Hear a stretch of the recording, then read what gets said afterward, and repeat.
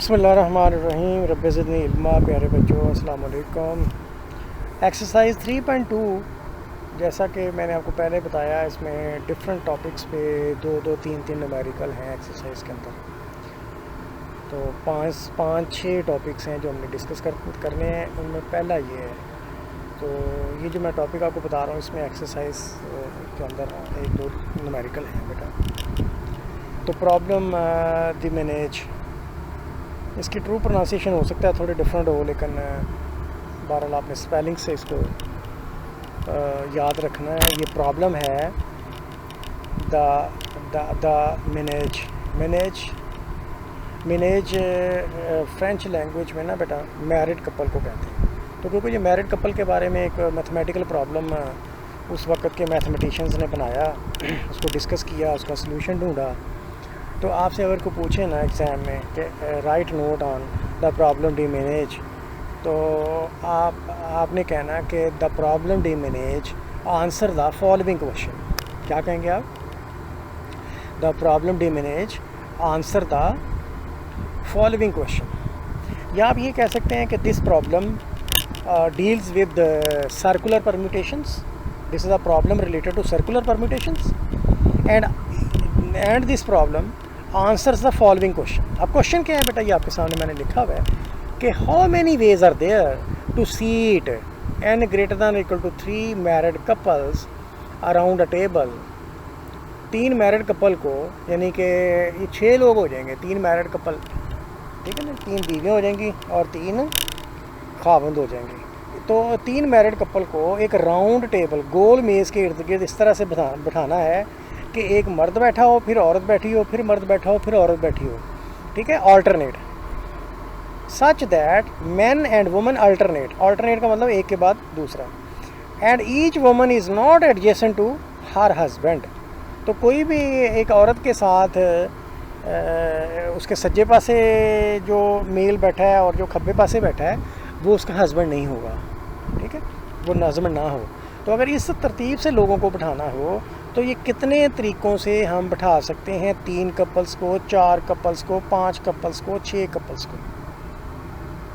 ये प्रॉब्लम है, ठीक है बेटा। अब प्रॉब्लम तो ये है, लेकिन इससे भी एक थोड़ा सा जनरलाइज, इससे भी थोड़ा सा आप कह लें कि कॉम्प्लिकेटेड क्वेश्चन एक मतलब ये हो सकता है, जैसे मैं आपको बता रहा हूँ। लेट देयर बी 3 या 3 से ज़्यादा married couples which are to be seated in 2n chairs. तो भाई n लोग हैं तो 2n चेयर्स ही होंगी ना। अगर 3 लोग हैं तो 6 चेयर्स होंगी, 4 लोग हैं तो 8 चेयर होंगी, तो अगर n लोग हैं तो 2n चेयर्स होंगी around the table. Suppose that n wives have already been seated. तो बेटा ये आपको मतलब ये फॉर एग्ज़ाम्पल हम इसको ये कंसिडर करते हैं कि 3 ही लोग हैं। फॉर एग्ज़ाम्पल ये है, ठीक है ना। तो 3 वाइफ्स हैं, ये वाइफ 1 है और ये वाइफ 2 है और ये वाइफ 3 है, ठीक है। और ये मेल 3 हस्बैंड्स ने बैठना है, इस तरह से बैठना है। ये देखो 3 हस्बैंड्स ने बैठना है इस तरह। तो अब इसको n में ले जाओ, ये यहाँ मैन ने बैठना है। तो मैन अब अच्छा वो कहता है कि सपोज दैट n वाइफ्स है already been seated such that there is only 1 chair between 2 adjacent wives. ये देखो ये वाइफ और ये वाइफ, इनके दरमियान एक सीट, ये वाइफ एक सीट, यहाँ हस्बैंड ने बैठना है। ये वाइफ और इनके दरमियान हर 2 एडजेसेंट दरमियान एक हस्बैंड की सीट खाली है। तो फ़र्ज़ कर लो ये वाइफ पहले अपनी सीटें पूरी करके बैठ चुकी हैं, वाइफ्स बैठ गई हैं, बंदे एक साइड पे खड़े हैं। तो अब उनको बिठाना इस तरह से है कि यहाँ जो बंदा बैठा है वो ना इसका हस्बैंड हो ना इसका हस्बैंड हो, ये जो बंदा बैठे ना इसका हस्बैंड हो ना इसका हस्बैंड हो, और यहाँ जो बंदा बैठे ना इसका हस्बैंड हो ना इसका हस्बैंड हो। वो कहते हैं इस चीज़ का ख्याल रखते हुए आपने अगर लोगों को बैठाना है तो कितने तरीक़ों से ये पॉसिबल है। अब बेटा आपने सर्कुलर परम्यूटेशन में आपने ये तो पढ़ा हुआ है कि 5 लोगों ने अगर सर्कल में बैठना है तो ये 4 फैक्टोरियल वेज में पॉसिबल है, पढ़ा हुआ है ना आपने। अगर 10 लोगों को सर्कल में बैठाना है तो ये 9 फैक्टोरियल वेज में पॉसिबल है। अगर 7 लोगों को सर्कल में बैठाना है तो ये 6 फैक्टोरियल वेज में पॉसिबल है, ठीक है। लेकिन ये इसमें थोड़ा उसने कंडीशंस लगा दी हैं, और ये कंडीशन का जो प्रूफ है ना बेटा, इस कंडीशन के साथ इस परम्यूटेशन का जो प्रूफ है वो आपके सिलेबस में नहीं है, ठीक है। लेकिन आपने इसके आंसर को ज़रा देखना है और उसको इम्प्लीमेंट करना है। आपसे ये एक्सपेक्टेशन है। अब वो कहते हैं जी ठीक है, हम एन वाइफ्स बैठ गई हैं, तो फ़र्ज़ कर लें कि जो ये हस्बैंड बैठा है ना, ये वाला जो हस्बैंड बैठा है ये इस वाइफ का हस्बैंड है, तो उसका मतलब क्या होगा, ये इन दोनों में से किसी का हस्बैंड नहीं है और ये इन दोनों में से किसी का हस्बैंड नहीं है, बाकी इस तरह से, तो इसका मतलब ये इसका हस्बैंड है। तो इसका मतलब एक बंदा ऐसा है जो कि अपनी वाइफ के साथ एडजेसेंट बैठा हुआ है। तो दो भी एडजेसेंट बैठ सकते हैं, तीनों भी एडजेसेंट बैठ सकते हैं, ठीक है ना। इस वाइफ का हस्बैंड यहाँ बैठ जाए, इस वाइफ का हस्बैंड यहाँ बैठ जाए, इस वाइफ का हस्बैंड यहाँ बैठ जाए, इसका मतलब सारे एडजेसेंट बैठ गए। तो अब उन्होंने ये ना मैथमेटिशियन ने सॉल्व किया है, उन्होंने कहा कि फ़र्ज़ कर लो कि एन में से आर लोग एडजेसेंट टू देयर वाइफ्स हैं। कितने लोग एडजेसेंट टू देयर वाइफ्स हैं? आर लोग, एन में से आर लोग। वो कहता है अगर एन में से आर लोग अपने वाइफ्स के एडजेसेंट हैं तो ये कितने वेज में पॉसिबल है, तो ये इसका ये फार्मूला है। वो कह रहे हैं देखिए समेशन के from r to n, r से मिला दे जितने लोगों को आप चाहते हैं कि एडजेसेंट बैठे।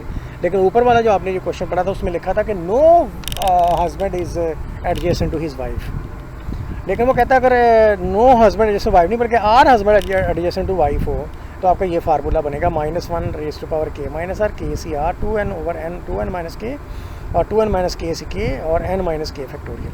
ठीक है, hence answer of required question is obtained. अब ऊपर वाला जो क्वेश्चन उसने उठाया था उसने कहा no husband adjacent to his wife या no wife adjacent to his husband.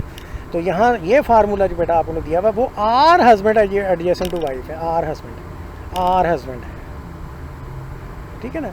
तो फिर इसका आंसर क्या होगा? आप आर की जगह क्या पुट करेंगे ऊपर वाले क्वेश्चन को आंसर करने के लिए जो सबसे पहली लाइन में हमने पढ़ा? जी बेटा बताइए, जी बेटा बताइए क्या करेंगे आप?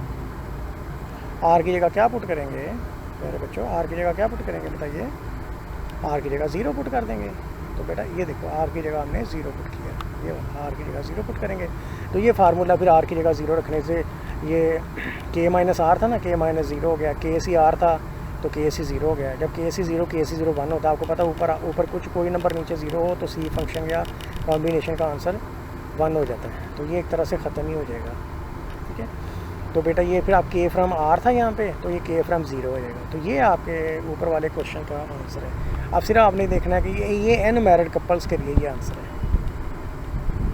एन मैरिड कपल्स के लिए। तो अगर 2 कपल हों, 3 कपल हों, 4 कपल हों तो आप कैसे आगे बढ़ेंगे? तो एग्जांपल है 37 पेज पे, 37 एग्जांपल है, एग्जांपल नंबर 37 पेज 159 पे कहता है अगर एन 2 हो तो एम एन फाइंड करें।